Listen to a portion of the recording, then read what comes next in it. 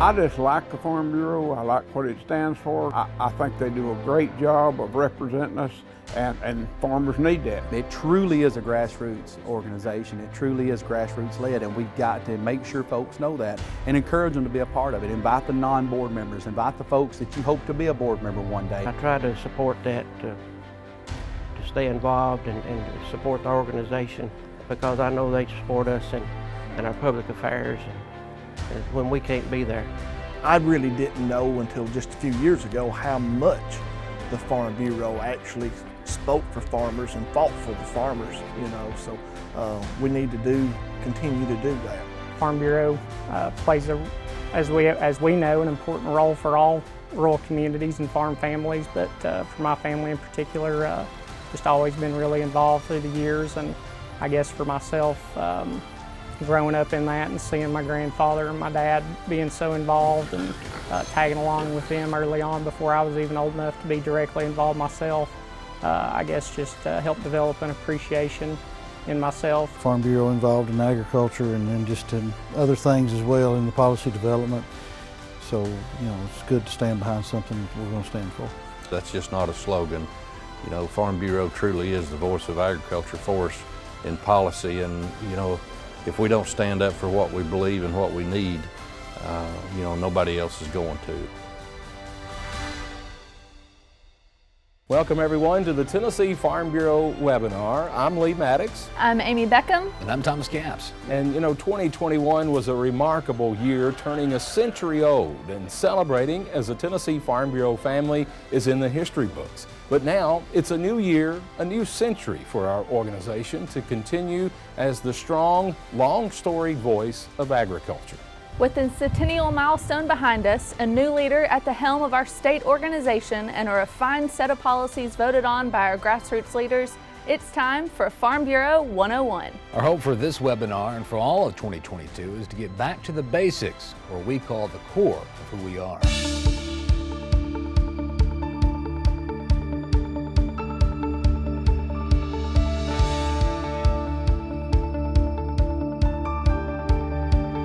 Since our beginning, our organization has thrived because grassroots leaders have been committed to advocating for a better way of life for our farmers and the rural people in Tennessee.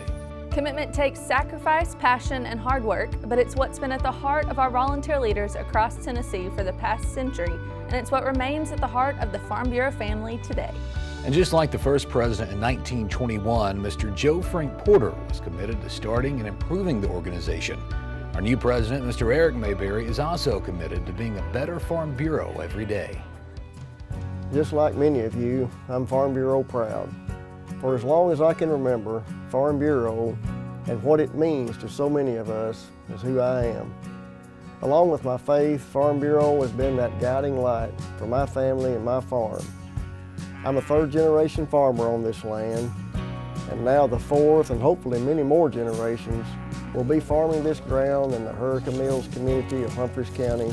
Along with my wife, Lynn, raising our family here has been quite literally a dream come true. We're not what I'd call a big farm, but we work around 1,000 acres of row crop ground here where we raise corn, soybeans, and sweet corn, and we have roughly 200 head of commercial beef cattle. We run Black Angus bulls, and we market our calves to the UPI sale barn in Columbia, as well as take advantage of the Beef Alliance sales throughout the year. Obviously, we have several acres of hay and pasture to maintain the herd year-round.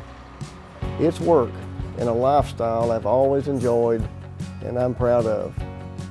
But as I said earlier, I'm also proud to be a part of Farm Bureau. I'm excited about this opportunity to lead this wonderful organization in year 101.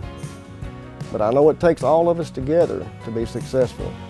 And it's my hope that we can continue to strive to promote and protect this industry that so many of us love, and working together through Farm Bureau, I believe we can do just that. Well, also elected at the 100th annual meeting was James Haskew of Marion County as our new Vice President. Travis Tilley of Roane County was elected as the District 3 Director. And every year at the annual meeting, the Tennessee Young Farmers and Ranchers elect their state chairman to lead for the upcoming year. This year, Rob Holman of Obion County was chosen by the delegates. Another board member change happened at the American Farm Bureau Convention as Jason Luckey of Gibson County announced his resignation from the insurance board. And in keeping with the bylaws, the board of directors appointed Willie German of Fayette County to fill the remainder of the unexpired term. We say this often, but the heart of our organization is at the local level with the County Farm Bureau. And leading the way there are the county presidents. This year across the state, there are a total of 15 new county presidents. And in January, 13 of the 15 new county presidents attended the new county president training at the home office in Columbia to learn more about their new role.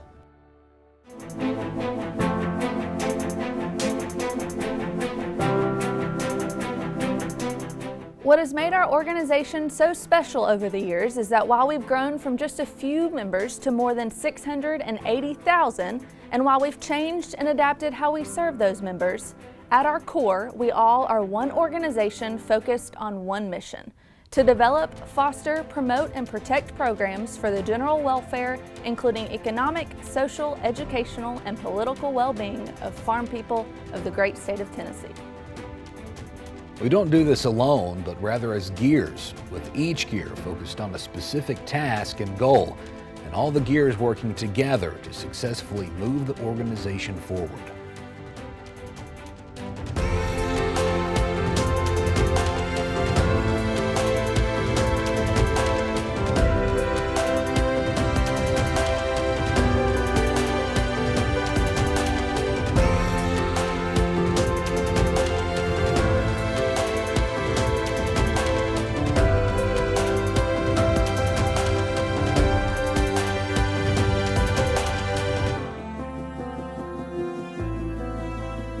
Y.F.R. is definitely the future of Farm Bureau, and that's actually one of my goals, is to try to increase the membership.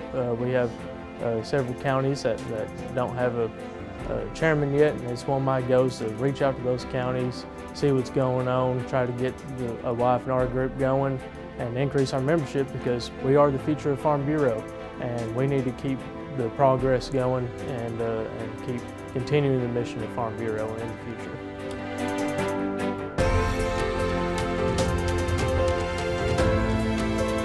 Farm Bureau women are constantly working to strengthen the voice of agriculture in our own communities and all across our great state of Tennessee. We're advocating in person with our lawmakers, we're connecting with consumers, and we're teaching our kids at Farm City events. And with the new technology of Zoom, we can make it happen virtually. One of the major roles of Farm Bureau women is to educate the next generation so that when they grow up, they're going to be advocating for our industry and supporting agriculture in all that they do.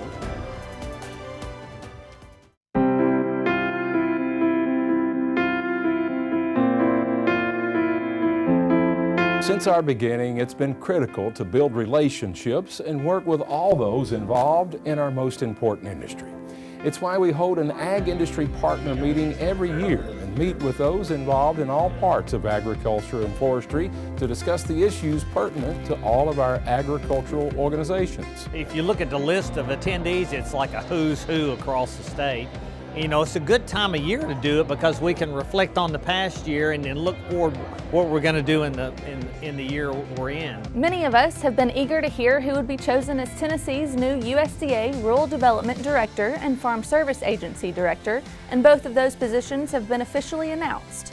Arlisa Armstrong for Rural Development and John Litz for FSA. We're here to make sure that we invest in communities and that they will prosper, and that the economy will grow in their area.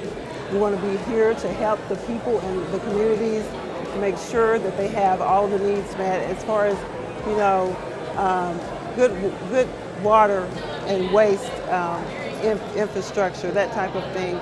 Good housing are available to the homeowners in those areas, and just be assured that they have internet connection, the schools, the downtown areas, whatever is needed. And I look forward to continuing to work with agriculturalists across the entire state and with Farm Bureau and all other farm industries that we can show a progression of USDA and our agriculture together. And no matter what your politics is, we want to move agriculture in the state of Tennessee. It's also critical as grassroots leaders, your focus is on building relationships with lawmakers and other decision makers who represent you in Nashville and in Washington. Well, I have a good relationship with my constituents, particularly the farmers, you know. If you don't tell me what your problems are, I don't know how to solve them. So if we need to pass certain bills, I'm always listening to my constituents. Truly, if you're an elected official and you don't go through that Farm Bureau policy book, you're committing political malpractice, but you're also committing policy malpractice. There are some complex issues that we deal with up here that impact farming and agriculture, and we need a respected and trusted voice, and the Farm Bureau provides that. One of the highest honors I have is knowing that I'm representing people and I'm able to be their voice. And that's certainly very high on my list when it comes to the agriculture community.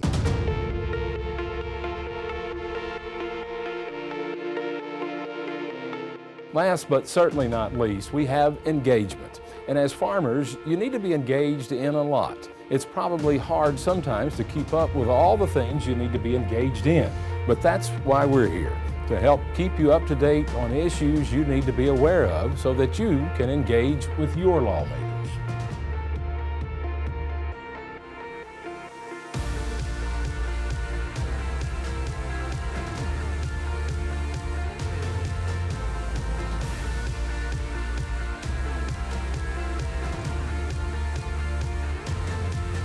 There are several priority issues for the Tennessee Farm Bureau this year in the state legislature. One of them is Senate Bill 905 by Senator John Stevens, House Bill 1405 by Representative Curtis Halford. This legislation would modernize the sales tax exemption section of the code relative to agricultural products. A few years ago, we removed the sales tax on tractors, combines, equipment like that, trailers. Parts for those implements are tax exempt, but yet the oil, the grease, the fluids and things like that are not exempt, you know, so that doesn't make a great deal of sense. We need to get everything on the same page.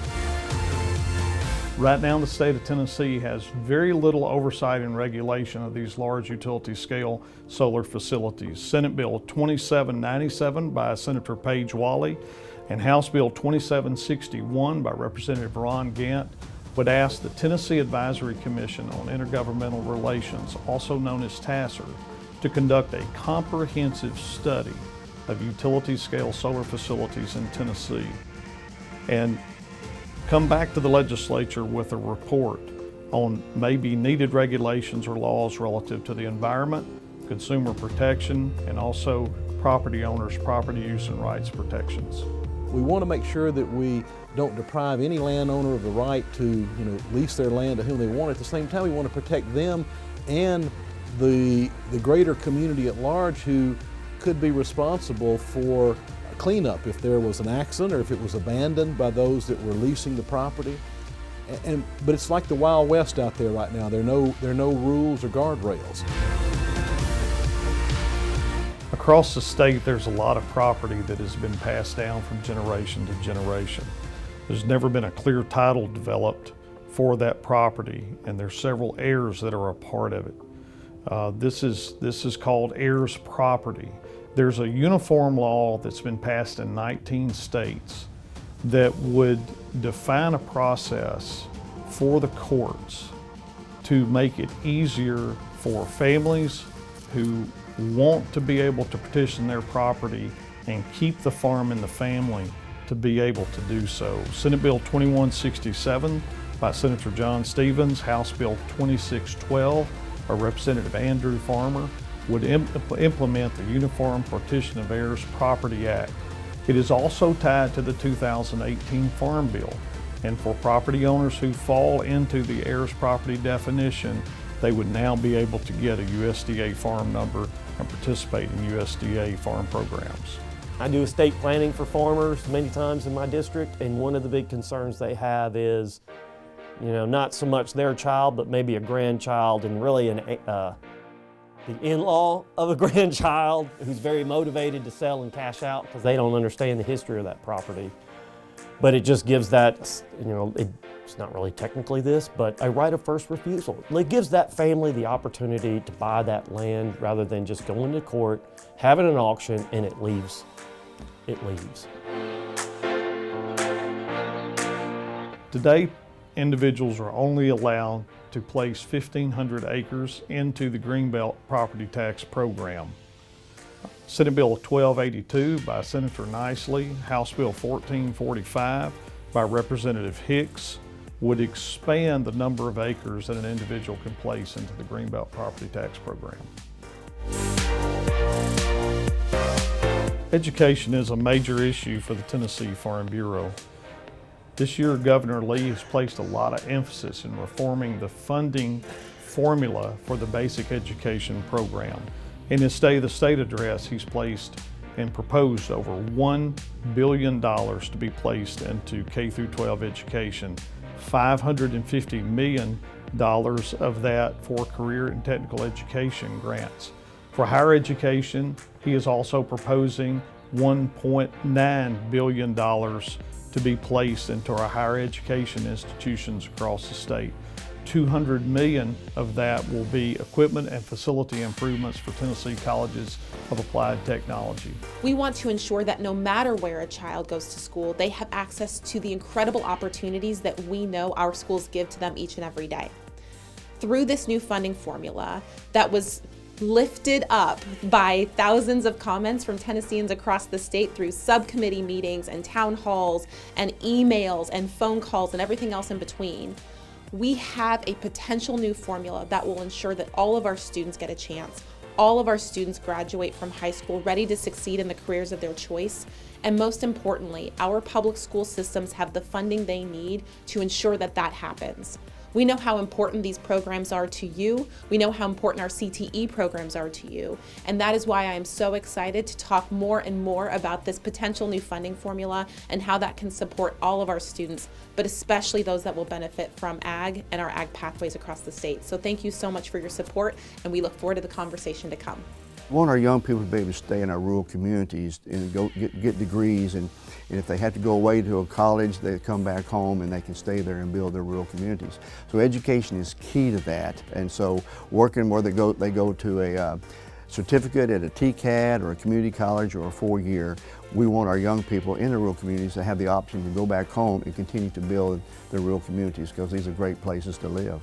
Other budget highlights that he talked about in his State of the State address are that law and safety will receive approximately $600 million in increases and improvements. Health and social services, $545 million. Transportation and infrastructure, $626 million. The Rainy Day Fund will now be at $1.6 billion. It was only $356 million just 10 years ago. That makes a total budget of $52.6 billion. Every 10 years after the census, the legislature must perform redistricting for all House, Senate, and congressional districts. As expected, the urban areas grew larger and the rural areas lost representation. That's why it's so important for county farm bureaus to maintain relationships with your elected officials. Now, we did take more of a regional viewpoint, meaning that, for example, in Middle Tennessee, most of those congressional districts will have an urban, a suburban, and a rural component. And I think that's good. Some might argue that no, you need just urban congressional or congressmen, and then you need just rural congressmen. No, I like the idea of them all having a little piece of various interests. Well, everybody knows the importance of high-speed internet across the state.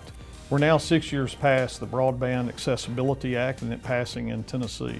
Since that time, there's been quite a bit of federal funds and state funds made available for the capital needs to run the fiber that's needed to get broadband to every home, business, and farm in the state of Tennessee. There does need to be some changes made in the law to allow for that build out to happen.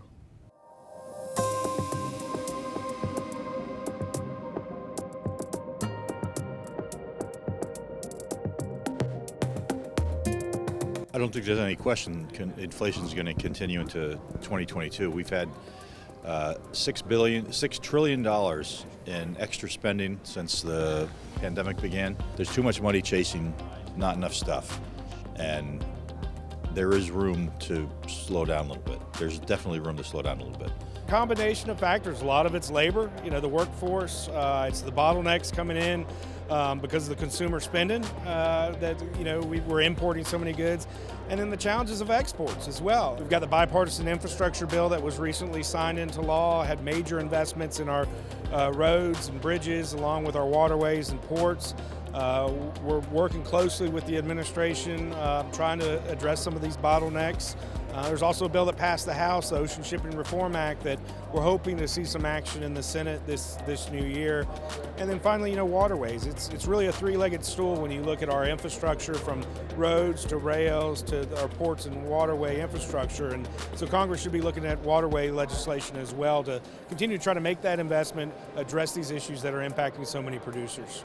Obviously, one of the biggest discussions in the general media and in DC is inflation, and the potential of how government actions have already impacted inflation and how more measures could in the future. We know farmers are in a very difficult position right now as input costs have skyrocketed across all sectors of agriculture.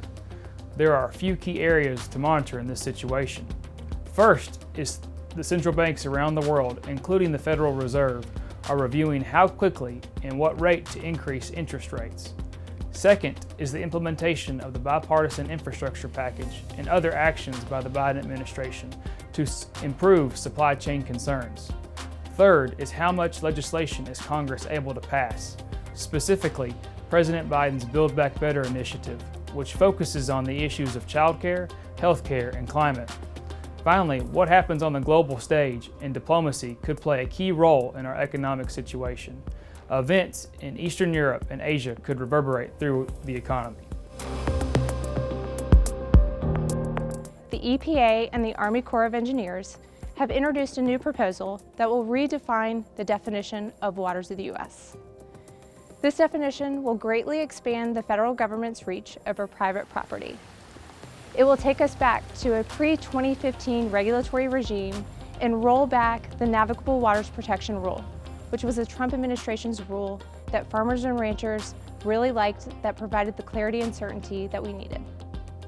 This rule will bring back the troubling significant nexus test and allow the agencies to do case-by-case determinations and aggregate waters together to capture entire watersheds. Thank you all who took the time to engage in the comment period to oppose revoking and replacing the Navigable Waters Protection Rule. Like we have said for years, this is not the last time we will need you to be involved in the WOTUS discussion. If the Biden administration continues forward with implementing and replacing the WOTUS rule, we anticipate another call for action. In the courts, there is some good news. The U.S. Supreme Court has decided to hear the Sackett versus EPA case, which challenges EPA's overreach of the Clean Water Act jurisdiction. It will take the court at least through the end of this year, if not into 2023, to finalize the decision. Farm Bureau has called on the EPA to pause its current WOTUS rulemaking process. It's been an extremely busy winter and spring in Washington with policies as it pertains to the livestock and the beef industries. We've seen President Biden announce an initiative of $1 billion to increase regional and independent packing capacity. We at American Farm Bureau support that, and we'll certainly weigh in with the administration on how they spend that dollar so that we see the highest return on investment for the taxpayer. Another thing that we're monitoring this spring is livestock mandatory reporting reauth, which is set to expire on February 18th.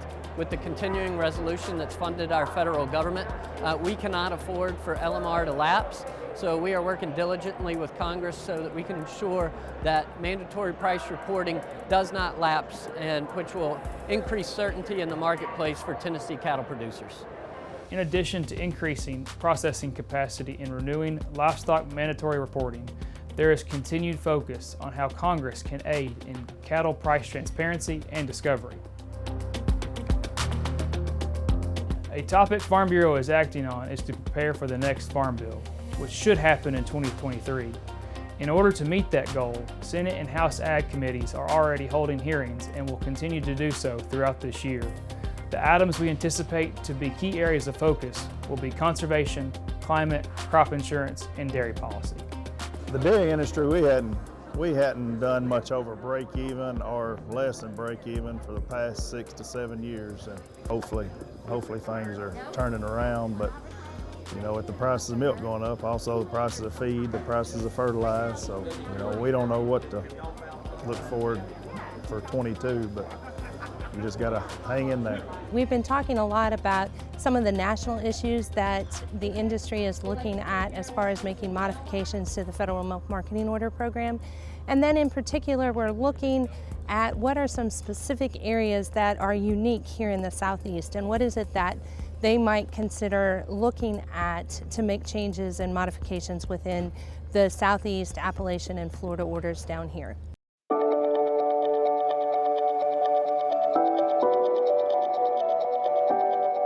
We have several tools to help you stay engaged on all these issues as they develop.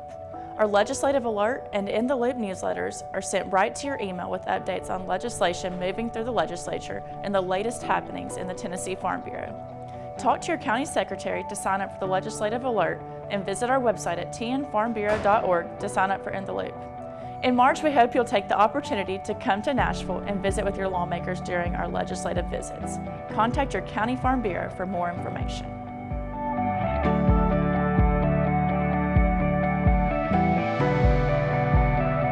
A committed group of farmers, with the help of their extension agents, organized Farm Bureau in 1921 with the vision of building a general farm organization to provide a united, powerful voice for farm and rural people. The world of 2022, 101 years later, is very different, but the core components of a strong Farm Bureau are more important than ever. The policy is still set by you, and we still work for you, following the directions that you set in policy.